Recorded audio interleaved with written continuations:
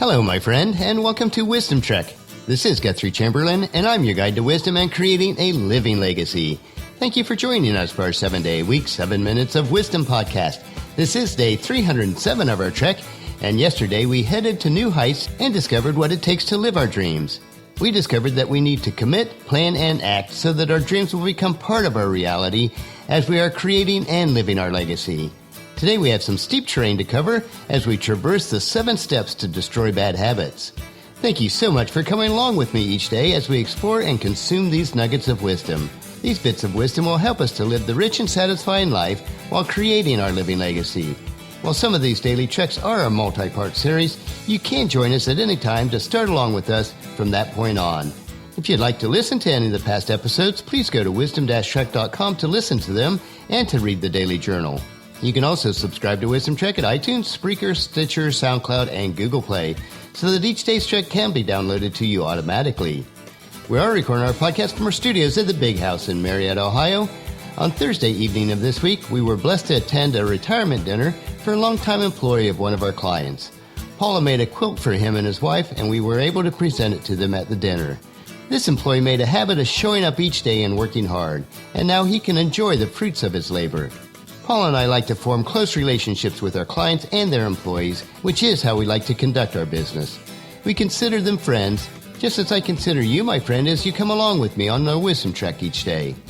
As we think about habits, I think that we all understand that habits can be good or bad.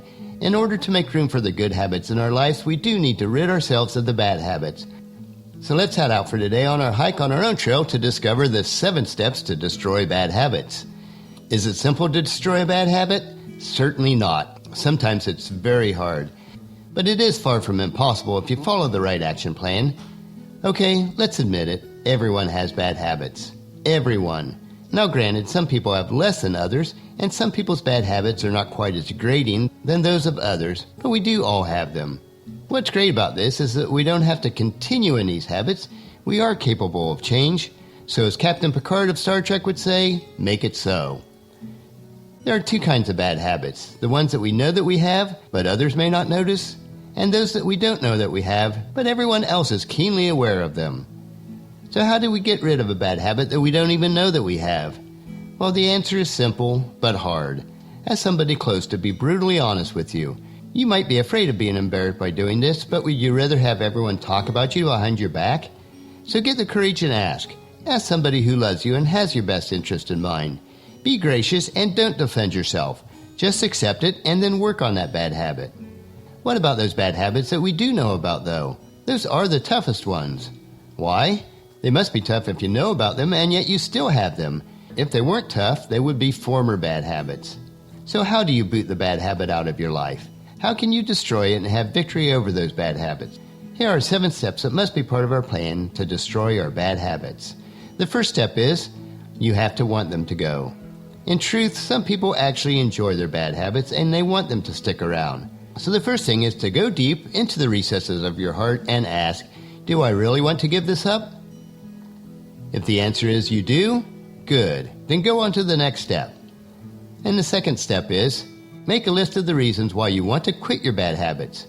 Make them positive. Make it a long list. Start with the really powerful and dynamic if you need to. And now memorize these reasons. Put them into your mind and have them become part of your life.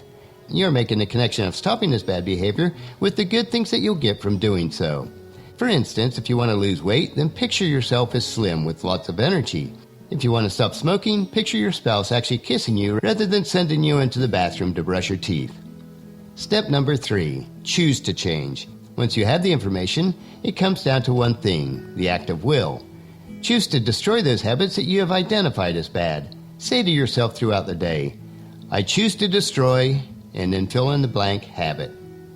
Eisenhower rightly said, the history of free men is written not by chance, but by choice, their choice. Your decision to destroy your bad habits is your choice. You can write your own history.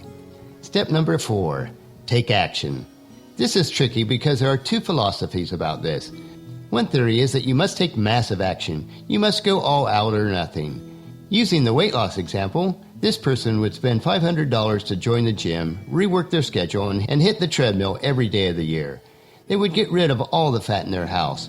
They would go all out, and this works for some, but others would burn out on this. They would feel like failures and be worse off than they were before. If you're this type of person, start slow, taking baby steps but working diligently towards your planned goal. This person would decide to start walking 3 times a week. They would decide to limit their desserts to 2 nights a week, down from 7. Either way is okay, whichever works for you, as long as you get to your goal eventually. So ask yourself, which plan is best for you? Step number 5, tell somebody. This is your accountability partner. Tell them your goal and tell them your plan. Write it down for them and have them ask you on regular intervals about your progress. This will prove invaluable because then you'll be accountable to somebody. Step number 6, recover from failure. Inevitably, most people have setbacks. The key is to have them to be setbacks and not turnbacks. Pick yourself up and get going again. Say a person wants to lose 30 pounds, and after losing 15, they eat a gallon of ice cream. Then they feel bad and they give up. But don't stop now. Reset your goal for another 2 weeks and get going again.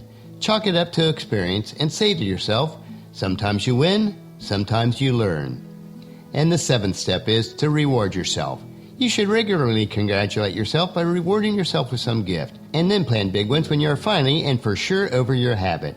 Bad habits are those undesirable actions that we continue to repeat.